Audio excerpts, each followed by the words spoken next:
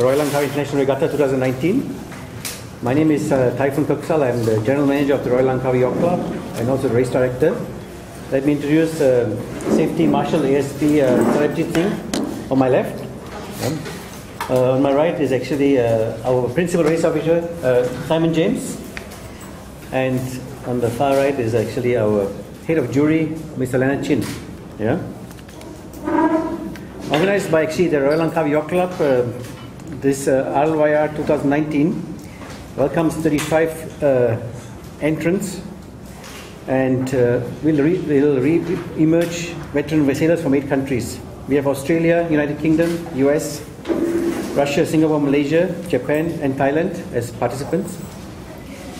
Malaysia will be represented by 19 boats, which is quite a high number. Yeah? The sailing boats will be compete for prestigious titles under 7 classes in this highly anticipated annual sailing event. Namely, will be racing class, IRC1, IRC2 class, sports boat, club cruising and multi-hull and white sail. Yeah.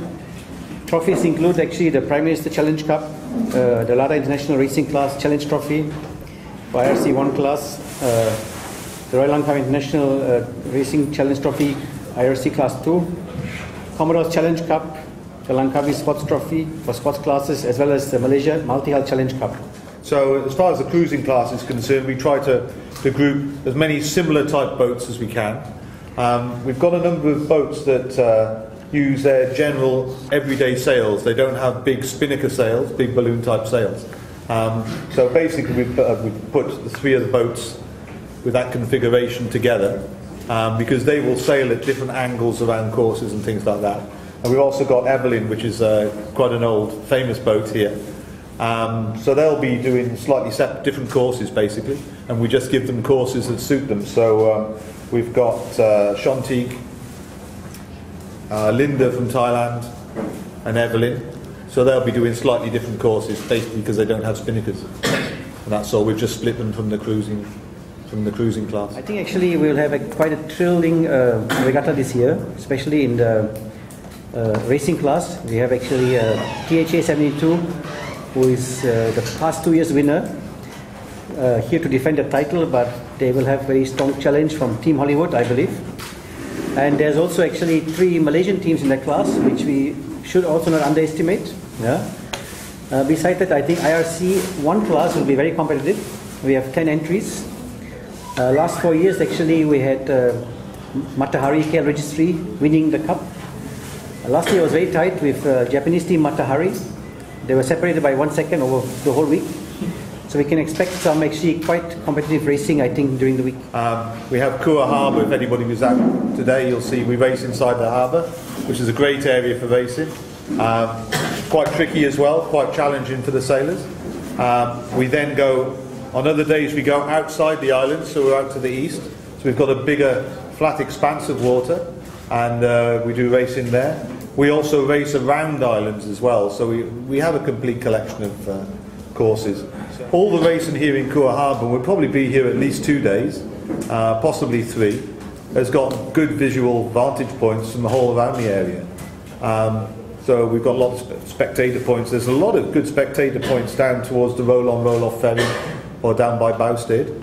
We start and finish right in front of there, so you can see some really competitive starts and finishes and competition there.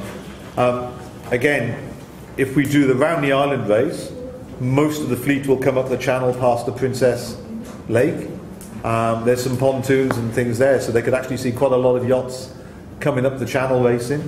As far as the east coast, maybe we're a little bit far out for spectators, but when we'll see all the boats coming back in and out of the channels.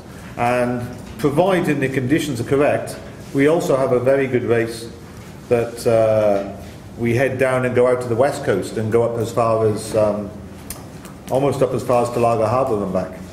So I can't guarantee that unless the wind is in the right direction, but that's always a very fast race. So they go right the way down past Awana, turn right the way up past the beaches, turn around at the top of the bay and then come back down again. So it's pretty visual around the islands. Your security, the skipper's security is our priority.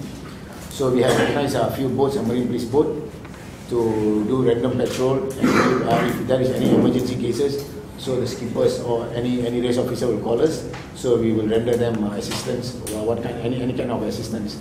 So the security is our priority right now. What happens if a boat does not finish and goes to rescue another boat that is in distress, and subsequently does not finish that race, and no other boats had finished? And if that boat had not gone to rescue that boat in distress, that boat would have finished the race and then be declared a did not finish boat. So I think the Royal Langkawi International has changed some interpretation of the rules.